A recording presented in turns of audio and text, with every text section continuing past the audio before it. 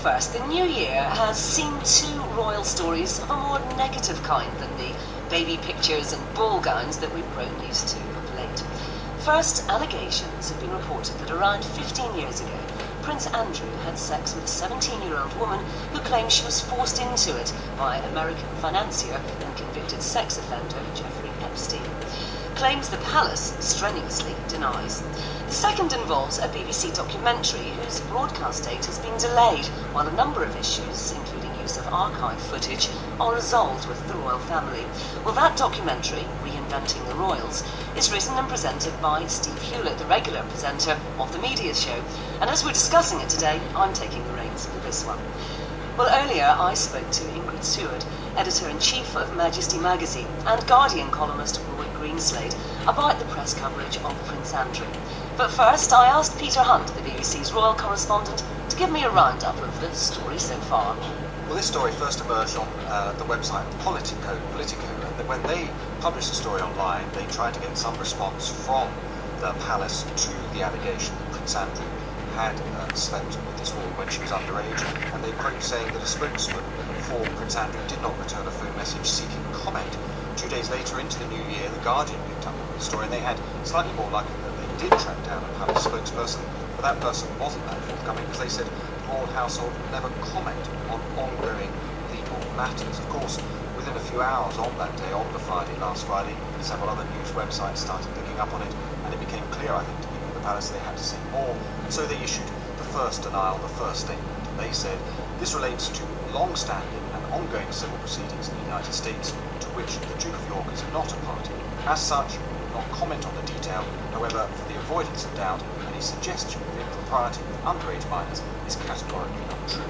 And I think on the Friday, the thinking and the hope clearly was within the palace that that would be it. Of course, we moved to the Saturday, the Sunday newspapers, the Mail on Sunday. Now, they had spoken to Virginia Roberts back in 2011. They told the palace they intended to name her in their paper. Initially, the palace, in the early evening, gave the Mail on Sunday a statement in which they said, they repeated the first statement, and they said, we do not intend to comment further. But I think what was going on in the background during all of this, not surprisingly, were endless conversations with Prince Andrew on his holiday, his interrupted holiday in Verbier, and he clearly told his officials he did want to say more. And so that was when, on the Saturday night, they put out the second statement, and that stated, it is emphatically denied that the Duke of York had any form of sexual contact or relationship with Virginia Roberts. The allegations made are false and without foundation. 2 statements, 2 days, and now they're keen to draw up the proverbial drawbridge, but of course that depends on what emerges or doesn't emerge in the coming days out of the States. Peter, thank you very much indeed. Ingrid, we haven't had very many really potentially damaging and negative royal stories like this since the 1990s when the Queen talked about her annus horribilis. Now, something that would not have happened in those previous scandals is that the palace have come out and emphatically denied these allegations. Does this show a change in its relationship with the media? No, I think it probably shows that the younger members of the royal family realise that Buckingham Palace Press Office is actually working for them. The lawyers have paid a lot of money to work for them, and I can visualise Prince Andrew say, I'm not going to stand for this. I want the palace to say something and not buckle down the hatches and pretend nothing's happening. So, they do work on the instruction of their employers. It is unusual, but the palace do make statements, and it's just what happens is the royal family seldom make statements. But Buckingham Palace do make statements now and then, but this is exceptional because they made one, then they made another, and it seemed like they weren't quite clear what they were doing when they made the first statement. Roy, surely it is a little archaic now for Prince Andrew to maintain this dignified silence and have the statements coming out through a third party, the stiff upper lip and keeping stum and business as usual. In 2015, shouldn't he be out there defending himself to the press? Well, I thought he could have made a personal statement, but to be honest with you, this story, every fact in this story emerged in 2007, and again the facts have not changed since.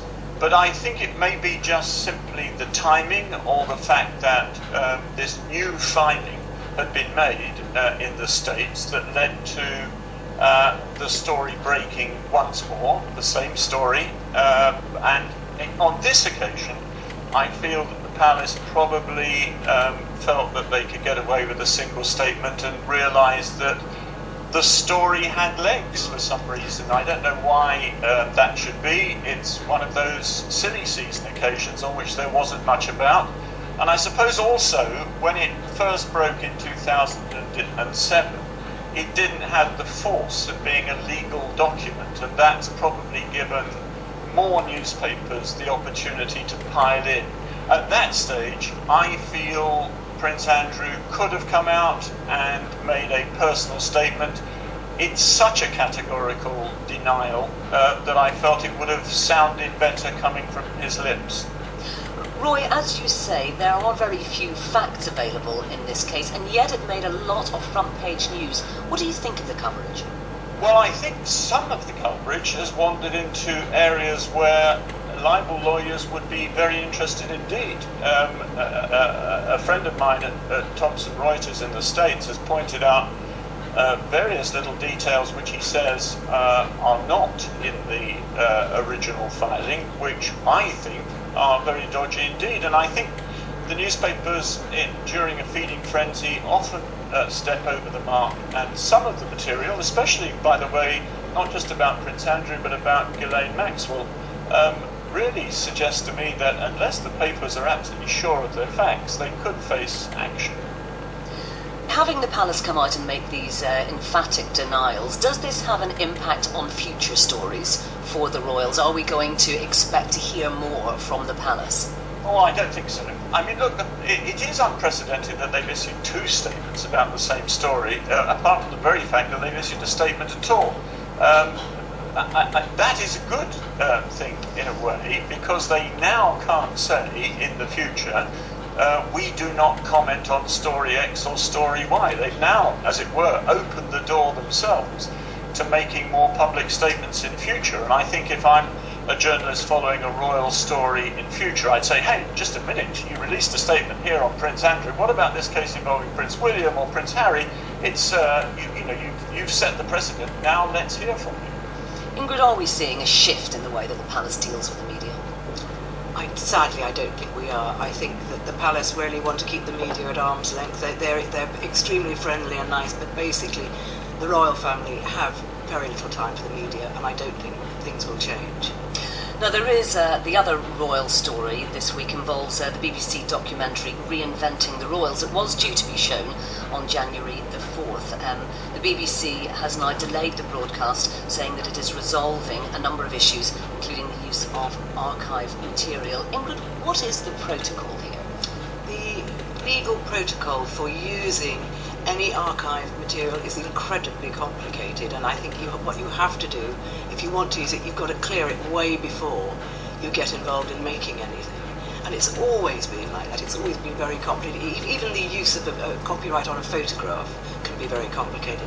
They have to get permission, and it's also extremely expensive archive material. Surely if you're making an investigative documentary, you're not going to know when you begin making that documentary what footage you may need in the end, where that story is going to take you. Well, I think you do have to know. I think you could come into the BBC, I presume, and you go through all the archive and you pick out what you think you're going to want. Roy, do you get the impression that if the palace had liked the idea of the documentary a little more, they might have been more likely to okay the footage that's necessary? Well, absolutely. The palace are not used to the idea of documentaries being made that are critical of them, and they control too much of this material. Can you imagine the American president trying to get away with telling the American media that they can't use film? This is really a kind of ancient privilege which the palace are exerting here. And it's really opened, I think, for public discussion, the rights that they hold over material, moving material, which is taken by the BBC or other broadcasters. And so this is actually quite a disgrace. But I think there's a second matter here we shouldn't overlook. And that is the palace's clear attempt to have time in order to ensure that they not only know what the material is, but give them time, as it were, to exert the possibility that they can comment on it. So this is really a press freedom matter. not a copyright matter, and it's about fair use of that material. If a documentary is being made, which is critical, for whatever reason it's being critical, then the BBC or any broadcaster should have the right to use it. Well, we've spoken to the palace today. They've asked us to reflect a letter that was sent to the Daily Telegraph today by the Communications Secretary to the Prince of Wales, in which she says Clarence Hayes has not been cooperating with the makers of the proposed programme, has not been involved in the development, and Clarence Hayes has also neither blocked nor attempted to block the proposed programme. It says Clarence Hayes is solely interested in receiving assurances regarding fairness, accuracy and tone. Roy, the BBC itself has actually been criticised for not putting the documentary out on the 4th of January when it was scheduled. The press has criticised the BBC for that with some justification. Well, I don't know. I mean, I think one would need to know more intimate details about what actually happened. But if the BBC do usually run archive material past the palace, even though I believe they shouldn't, but if they do, then that's it may be reasonable that they delayed it. My own hunch is that the BBC went too quickly to air with this, or tried to go to air with it, and that they should perhaps not have rushed to broadcast it. Roy, overall, doesn't this give a huge amount of publicity to this royal documentary? And when it is aired, it may well get more ratings and almost certainly more press commentary than it would have done otherwise. I mean, if I'd made this documentary, I might be punching the air right now, thinking that there's an awful lot of publicity for it. And if I was the palace, I might be thinking it scored a bit of an own goal. This is called the Streisand effect, the famous occasion on which Barbara Streisand asked that planes didn't fly over her house, and that only increased the number of people who wanted to see her house. And it happens all the time. When you try to ban something, it will excite more interest, and so this documentary is going to get a larger audience than it ever would have done in the first place. Roy Greenslade and Ingrid Seward there. Now here on